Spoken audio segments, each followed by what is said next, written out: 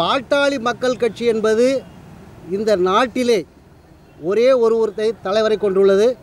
இந்த நிமிஷத்திலே டாக்டர் ராமதாஸ் தான் தலைவர், அன்புமணி தலைவர் அல்ல. அவரிடம் பாரத பிரதமரே உட்கார்ந்து கூட்டணி பேசினாலும் தவறு தவறு தவறு.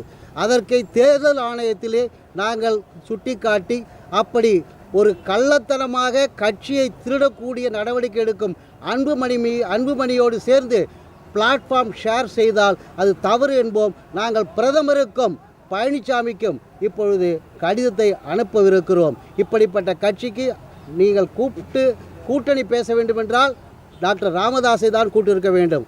ராமதாஸ் அல்லாமல் அன்புமணியை கூட்டது சட்டவிரோதம், தேர்தல் ஆணையத்தினுடைய உத்தரவுக்கு மாறானது. எனவே எந்த தலைவரும், பாரத பிரதமர் மட்டுமல்ல எந்த தலைவருமே அவரை கூப்பிட்டு ஸ்டேஜில் வைத்து கட்சிக்கின் கூட்டணிக்கு தலைவர் என்று சொன்னால் அது சட்டவிரோதம் என்பதை எந்த நீதிமன்றத்திற்கும் போய் போராட தயாராக இருக்கிறார் மருத்துவர் ஐயா என்பதை சொல்லிக் கொள்கிறேன்.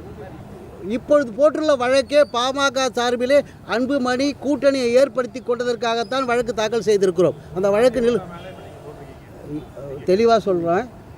அன்புமணி இப்பொழுது அதிமுக எடப்பாடி பழனிசாமி அவர் முன்னிலையிலே அதிமுக கூட்டணியில் இணைந்துள்ளோம் என்று சொல்லியிருக்கிறார்.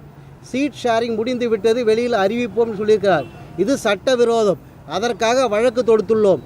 இதே அன்புமணி 23ஆம் தேதி யாரோடு வேண்டுமானாலும் எங்கு வேண்டுமானாலும் ஐயாவுடைய பாட்டாளி மக்கள் கட்சி பெயரை உபயோகித்து அவர் கூட்டணி பேசினாலோ அல்லது அறிமுக கூட்டத்தை நடத்தினாலோ அவர் மீதும் அவரை நடத்துபவர்கள் மீதும் கண்டிப்பாக வழக்கு தாக்கல் செய்வோம்.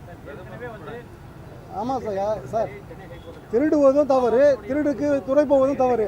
அந்த வகையில் யாராக இருந்தால் சார் சட்டம் எல்லாரும் பொதுவான இல்லை.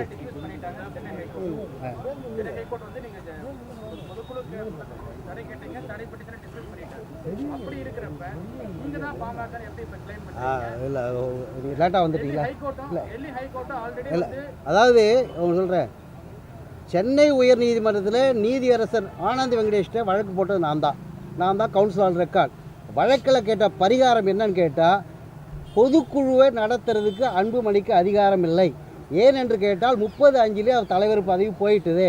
பொதுக்குழுவை கூட்டுறதுக்கு விதி 13 படி மருத்துவர் ஐயா அவர்களுடைய இசைவு மற்றும் அவருடைய கைடன்ஸை கேட்டு தான் நாம் கூட்டம் நடத்தணும். அவர்கிட்ட யாரும் கேட்கல, கூட்டம் நடத்தலை. தலைவராக இல்லாத அன்புமணி, பொருட்செயலாளராக இல்லாத வடிவேல் ராவணன் கூட்டத்தை கூட்ட இயலாது. ஆனால் நாங்கள் கூட்டத்தை கூட்ட இயலாது என்று சொல்கிறது மட்டுமில்லை, தலைவரே அவர் கிடையாது.